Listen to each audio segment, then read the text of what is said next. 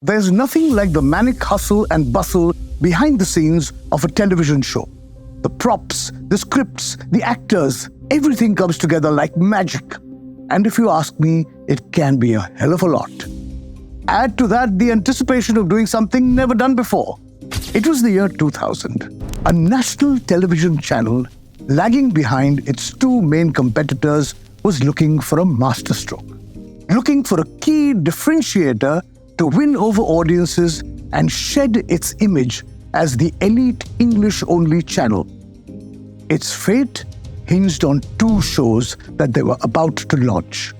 One led by a Bollywood superstar, and the other resting on the shoulders of an unknown face. One helmed by the head of programming himself, the other produced by a 25-year-old. Both shows meant to be game changers. Would these two shows make it or break it for Star Plus? 3rd July year 2000 would answer this question. One day, like no other. One day which changed fortunes and the future of Indian television forever. Hello and welcome to a century of stories brought to you by IDFC FIRST Bank, always you first. I'm your host Kunal Vijaykar, and today I'll tell you about the day of India's television revolution. Television in India was synonymous with Doordarshan for decades. It gave us many memorable and relatable characters, but a hard focus on news and infotainment was what defined this era of the national broadcaster. With liberalization, Indians saw the rise of private channels like Zee, Sony, and Star in the 1990s. Stories became more vibrant and varied. Advertisers found a new avenue and aspirations. The Indian audience had choices like never before. It was in this climate that the bigwigs at Star TV were grappling with the question: how to get a larger share of India's 33 million cable and satellite audience. Star TV was seen as an upmarket network with foreign roots, unable to connect with the masses that its competitors had a firm hold on. Something radical had to be done. In a move that screams, go big or go home, the Star TV network hedged its bets on 3rd July 2000. They would either make history or fall flat on their faces. Either way, they chose human drama as their strategy. Star Plus commissioned two shows to break the clutter. One, fiction, and the other fact-based. One, a melodramatic soap opera amped up on family dynamics and emotions. The other, clinical in its precision. Both larger than life and aspirational in their ethos. On that 3rd day of July of the year 2000, at 9 p.m., we saw the future unveil. For the first time, superstar Amitabh Bachchan appeared on our TV screens in one of the biggest roles of his career as the host of Kaun Banega Crorepati. A hesitant pivot for the movie star. He was urged on by Star's programming head Samir Nair, who always knew Bachchan was the right man for the job. The only man for the job, in fact. So, the rights for the show were acquired from the UK creators of Who Wants to Be a Millionaire, and an April visit to the sets in London tipped the scales for the reticent Bachchan. He said yes. But would the concept work in India? Was star power alone enough to grab our attention? Taking no chances, Star Plus upped the stakes. Did you know KBC was initially meant to be Kaun Banega Lakhpati? Doesn't have the same kind of ring, does it?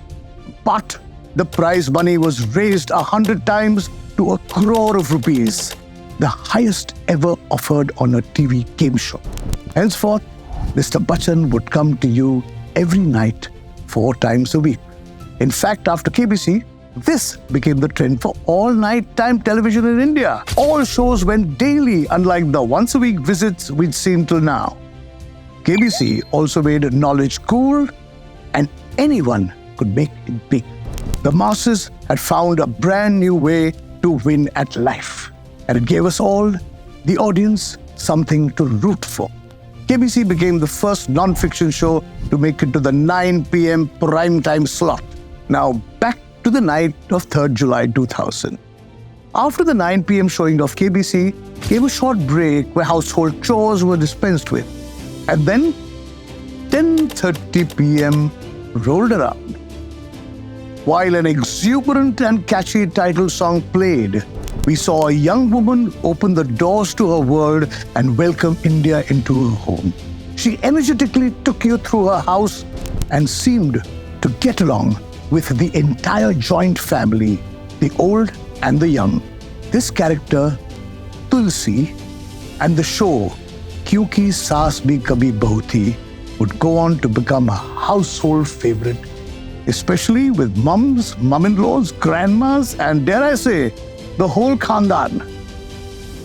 Along the lines of American soap operas and Spanish telenovelas, Kyunki Saas Bhi Kabhi Bahu Thi also got an afternoon repeat when the women of the house were in control of the remote. Complicated storylines, check. Controversial characters, check. Bizarre plots and subplots. Kyunki had it all. And voila, a second prime time was born. The Saas Bahu drama captured the post-lunch leisure time and was a big hit with the ladies. It's common knowledge that these two went on to become the biggest shows ever on Indian television. Their viewership stands unmatched even today.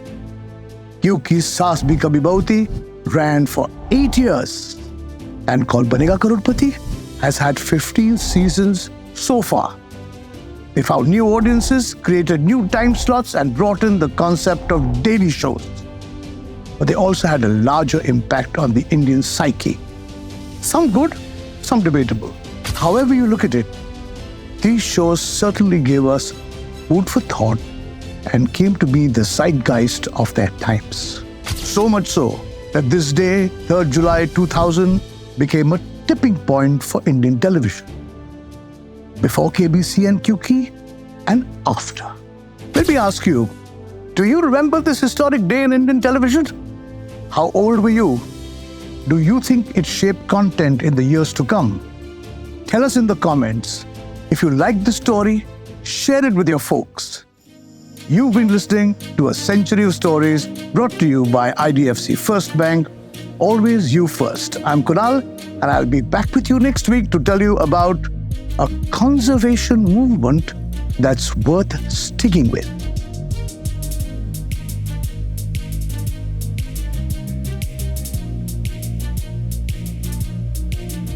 IVM